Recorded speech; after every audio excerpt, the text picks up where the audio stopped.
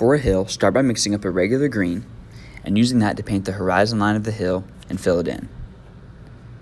Then mix up a darker green and make upwards brush strokes to create darker blades of grass. Cover your hill in those and then mix up a lighter green and repeat. Light upwards brush strokes.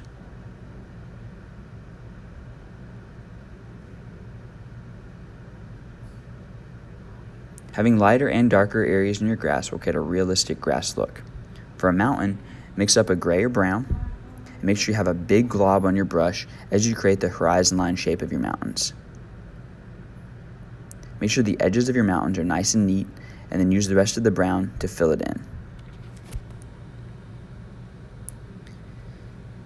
Mix up a darker color for some shadows and rocky textures on your mountains. Start towards the top of a mountain and use your brush in a vibration, kind of electrocution, a zigzaggy style to create some rocky shapes.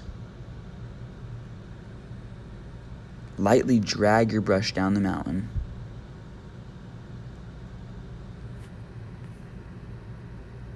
And twist it as you go to create a variety of rocky outcroppings.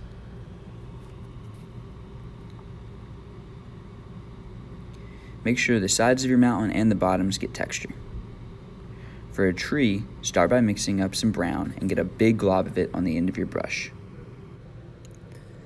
Make sure your trunk doesn't get too wide.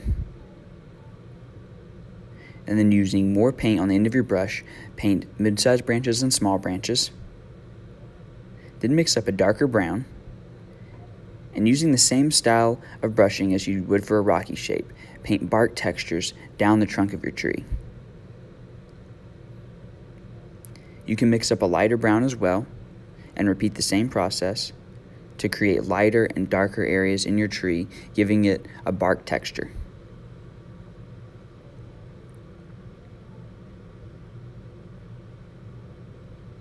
For leaves, mix up a regular green and dab it around the ends of the branches and some in the middle of the tree. Make sure you don't completely cover your branches or the sky. Then mix up a darker green and dab that around. And last, mix up a lighter green to create shadows and light areas in your tree that will give it a 3D look.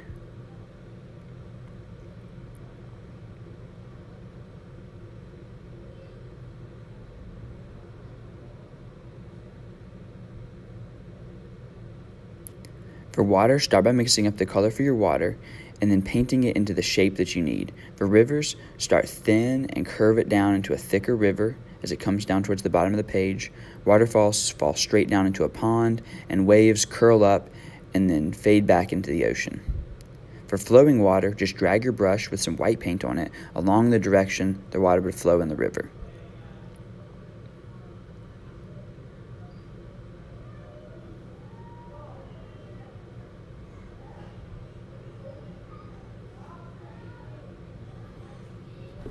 For splashes, get some white paint on the end of your brush and make curly marks at the bottom of the waterfall, with some marks splashing up.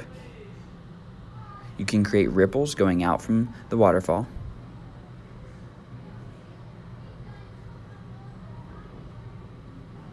For a wave or darker areas in a pond, get some darker blue and brush it in the direction that the water is flowing. For the top of a wave, get your brush and make some curly Q marks, and then fade that down into the back of the wave.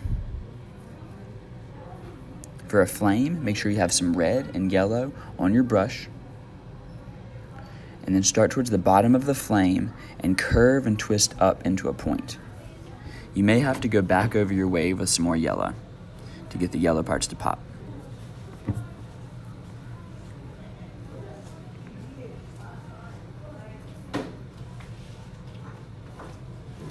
Repeat that process to make multiple waves, but avoid overdoing the waves or the flames because they can turn into a big splotch if you do.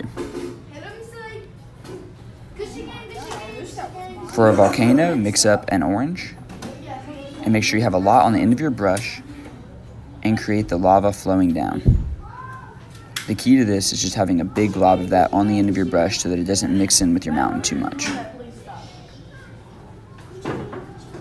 For explosion lines, just get a little bit of orange on the tip of a brush and create the explosion marks radiating out from the top of the volcano.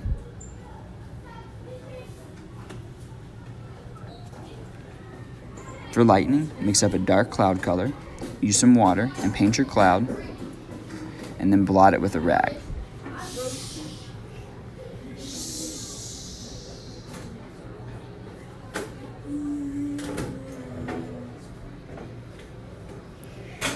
To create the actual lightning, mix up a very light yellow or yellow-green, use some water, and paint a very thin bolt that zigzags down the page. Add even smaller bolts coming out from the main bolt, and try to keep your lightning bolt see-through and transparent.